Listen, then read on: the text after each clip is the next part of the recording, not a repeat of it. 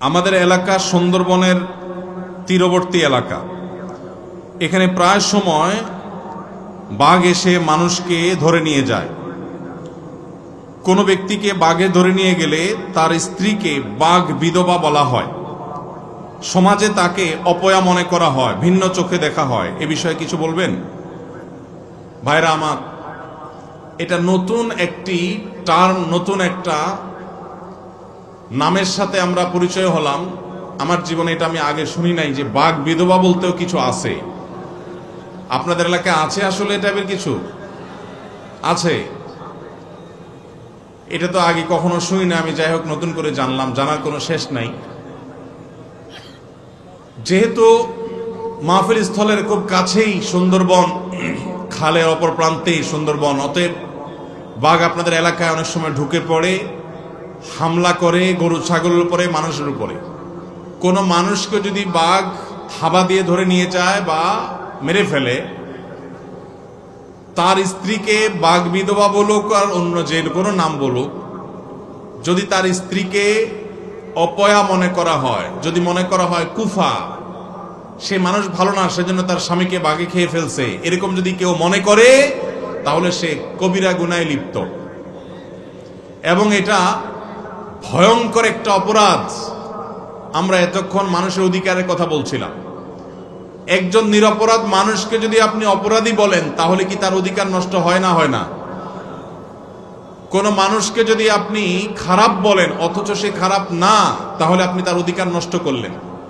আপনার এই অপরাধ হাজার হাজার তাসবিহ তাহলিল করলেও, লক্ষ লক্ষ বার সুবহানাল্লাহ আলহামদুলিল্লাহ বললেও এই অপরাধ মোচন হবে না, এই পাপ মোচন হবে না, যতদিন পর্যন্ত যাকে কষ্ট দিয়েছেন, যার প্রতি জুলুম করেছেন, তিনি মাফ না করবেন।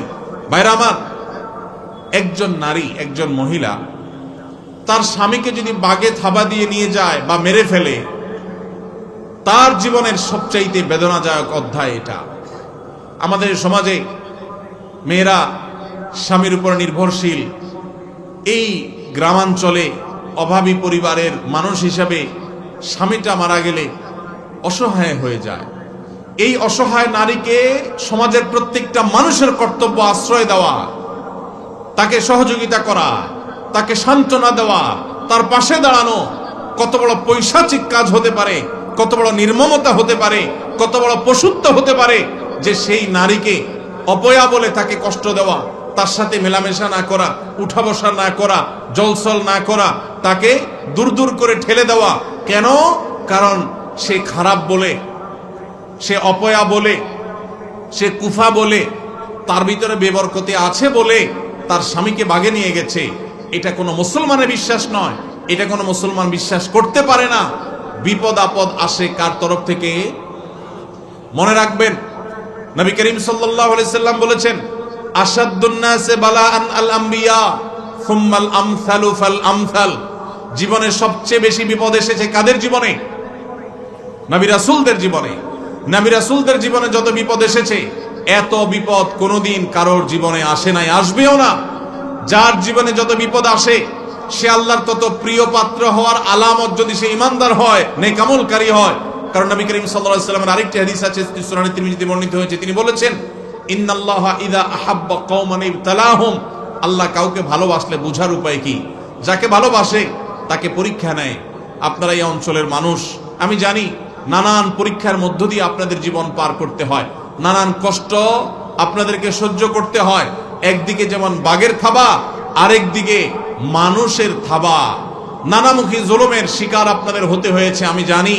এই হাদিস আমাদের জন্য সান্ত্বনা। নবীজি বলেছেন, ইন্নাল্লাহা ইযা আহাব্বা কওমান ইবতালাহুম।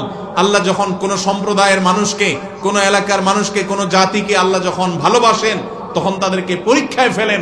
এই পরীক্ষায় তারা উত্তীর্ণ হতে পারে কিনা, এটাই তাদের জন্য বড় চ্যালেঞ্জের বিষয়। অতএব যেই নারী স্বামী হারা হয়েছেন, যার স্বামীকে বাঘে খেয়ে ফেলেছে, মেরে ফেলেছে, নিয়ে গেছে, এই নারী যদি ঈমানদার নেক আমলকারী হয়, তাহলে পরীক্ষায় তিনি অবতীর্ণ হলেন। এই পরীক্ষা অবতীর্ণ হওয়ার মধ্য দিয়ে তিনি আল্লাহর প্রিয় পাত্র হওয়ার সম্ভাবনাকে জিয়ে রাখলেন। সব ক্ষেত্রে এটা জরুরি না যে বিপদ আসলেই তিনি আল্লাহর প্রিয় পাত্র হবেন। অনেক খারাপ মানুষের জীবনে বিপদ আসে, কিন্তু বিপদ আসছে দেখে তাকে খারাপ মনে করা, এটা কুসংস্কার, এটা ঈমানের সাথে সাংঘর্ষিক বিষয়। এরকম মনে করলে, এরকম বিশ্বাস রাখলে আপনার আমল নামাতে কবিরা গুনাহ লেখা হবে, ভয়ঙ্কর অপরাধ হবে। আপনি কোনো মানুষকে কিভাবে কষ্ট দিতে পারেন না। ভাইরা আমার, আপনারা যারা এই এলাকার মানুষ আছেন, আপনাদের কাছে আমি আজ উদাত্ত আহ্বান রাখতে চাই, এই তথাকথিত বাঘ বিধবাদেরকে আপনারা কখনো অপয়া মনে করবেন না।